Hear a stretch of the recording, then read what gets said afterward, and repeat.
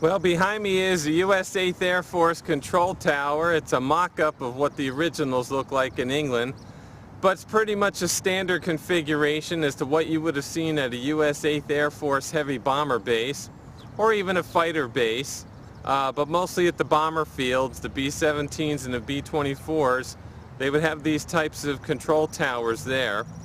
Some of them are still in existence in England. They've been turned into museums. This is the basic configuration of what you would see at most of them. The one at my father's base at Tibbenham was a little wider and a little longer, and the windows were a little bit larger, but for all intents and purposes this is the same basic design. 2 stories, concrete, cinder block, with a little greenhouse up top for the radio man and the lookouts. So when guys were waiting for bombers to come back from missions, you often see pictures of the officers and the enlisted men on these balconies looking out into the skies to see how many bombers have returned from a mission.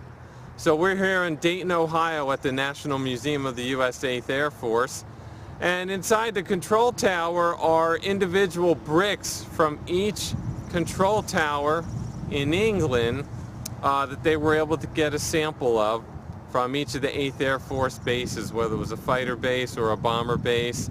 And so we have a photo of Jimmy Stewart taken by my father's top turret gunner, George Snook, who stood pretty much in his position in front of the control tower at Tibbenham.